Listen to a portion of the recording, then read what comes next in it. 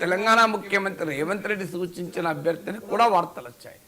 అందువల్ల బీఆర్ఎస్కు కాస్త ఇబ్బందికరమైన పరిస్థితి ఉన్నమాట నిజం. వైఎస్ఆర్ కాంగ్రెస్ పార్టీకి ఆంధ్రప్రదేశ్లో రాజకీయాల్లో కాంగ్రెస్ లేదు.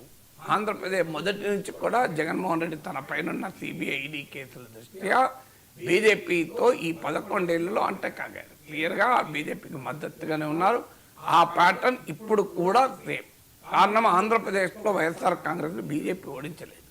బీజేపీ కూడా టీడీపీ జనసేనతో కలిసి ఓటమికి కంట్రిబ్యూట్ చేయవచ్చు, కానీ వైఎస్ఆర్ కాంగ్రెస్ పార్టీ బీజేపీ చేతిలో ఓడిపోలేదు. అది మనం గమనించాలి.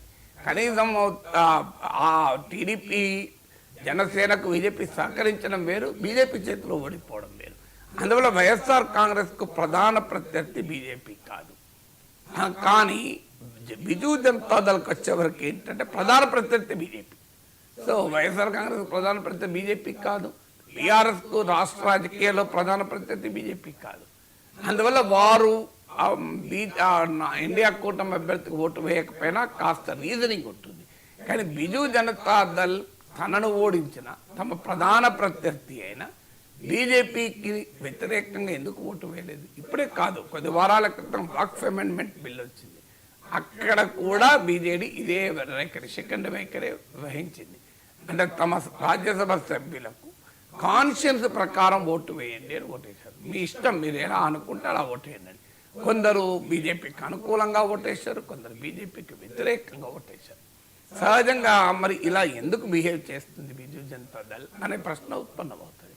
దీనికి ఒకటి పర్సనల్ కారణము, రెండు పొలిటికల్ కారణం. పర్సనల్ కారణం ఏంటంటే నవీన్ పట్నాయక్ ప్రభుత్వం పైన అనేక అవినీతి ఆరోపణలు ఉన్నాయి. సో బీజేపీకి వ్యతిరేకంగా ఉంటే వెంటనే సిబిఐలు ఈడీలు వస్తాయి. అవి వస్తే బిజు జనతాదళ్ మరింత బలహీనపడే ప్రమాదం ఉంటుంది. సేమ్ జగన్మోహన్ రెడ్డికి ఉన్న ప్రాబ్లమే మీకు బిజు జనతాదళ్కు ఉంది. అలాగే ఇక్కడ జగన్మోహన్ రెడ్డిని కాపాడినట్టే బీజేపీ అక్కడ తన ప్రధాన ప్రత్యర్థి అయిన బిజు జనతాదళ్ని కూడా కాపాడుతుంది. ఎందుకు కాపాడుతుంది అంటే దానికి పొలిటికల్ రీజన్ నేను చెప్తాను.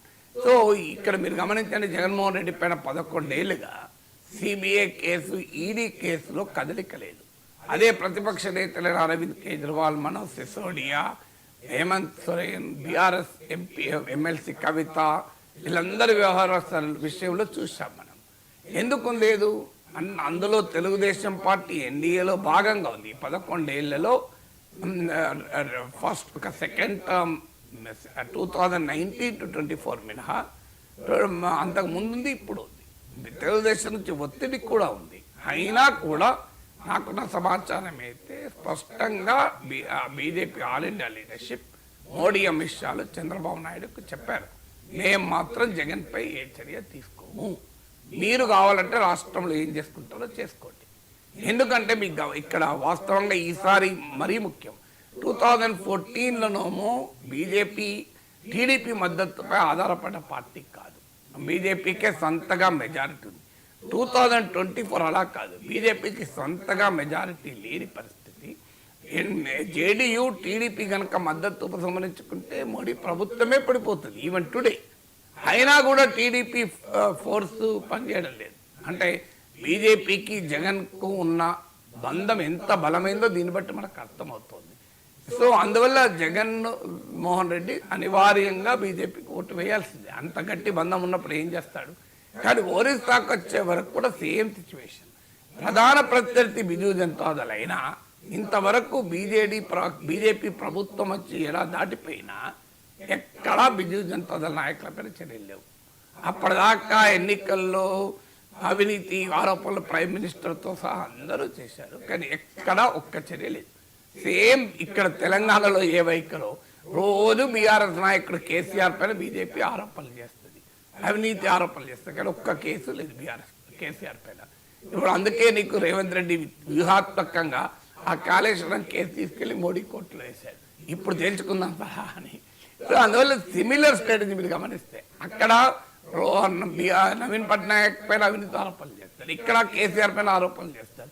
ఇక్కడ కేసీఆర్ను 11 ఏళ్లలో బీజేపీ ఏమనదు, అక్కడ కూడా ఏమనదు. ఎందుకంటే ఈ ప్రాంతీయ పార్టీలు ఎప్పుడు అవసరం వస్తాయో తెలియదు కనుక.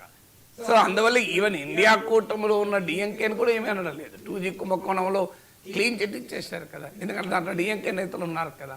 వాస్తవంగా డిఎంకే కాంగ్రెస్తో ఉంది, డిఎంకేని అటాక్ చేయాలి, కానీ బీజేపీ డిఎంకేని ముట్టుకోదు. ఎందుకు ముట్టుకోదు అంటే డిఎంకేతో రేపు ఎప్పుడు ఏం పని పడుతుంది. ఇవాళ వైస్ ప్రెసిడెంట్ ఎన్నికల్లో 10 మంది డిఎంకే సభ్యులు బీజేపీకి అనుకూలంగా ఓటేసారని వార్తలు కూడా వస్తున్నాయి కదా. సో అందువల్ల అక్కడ నవీన్ పట్నాయక్ పైన ఏ రకమైన కేసులు ఆయనపై కానీ ఆయన మంత్రులపై కానీ ఆయన సమయంలో పనిచేసిన అధికారులకు ఇప్పుడు బీజేపీ బ్రహ్మాండమైన అపాయింట్మెంట్లు ఇచ్చింది. అక్కడ నిన్నటి దాకా ఆరోపించింది ఇంకో ఫలానా అధికారులు నవీన్ పట్నాయక్ ప్రభుత్వంలో సీనియర్ పొజిషన్లో ఉండి అవినీతికి పాల్పడ్డారని బీజేపీ ఆరోపించింది. తాము అధికారంలోకి వచ్చాక వాళ్ళు మంచి మంచి అపాయింట్మెంట్లు ఇచ్చింది. రాజకీయం ఎలా ఉంటుంది చూడండి. దీనికి కారణం ఏంటంటే మళ్ళీ పొలిటికల్ రీజన్ ఏంటంటే అక్కడ బీజేపీకి బీజేడీకి ఇద్దరికీ కూడా కాంగ్రెస్ లేకుండా చేయడం, కాంగ్రెస్ ముక్తు ఒడిస్సా చేస్తే ఇద్దరికి లాభం. ఎందుకంటే కాంగ్రెస్ పార్టీ జాతీయ పార్టీ కనుక మీకు బిజు జనతాదళ్ నవీన్ పట్నాయక్ ఓల్డేజ్ వచ్చాడు, ఆయన అనారోగ్యంతో ఉన్నాడు. సో ఎంతకాలం ఆయన పార్టీ నడుపుతారన్నది తెలియదు, ఆయనకు వారసులు లేరు. ఆ మధ్య ఒక ఐఏఎస్ అధికారి, తనకు సన్నిహితమైన ఐఏఎస్ అధికారి పాండ్యన్ను తన వారసులుగా ప్రకటించారు.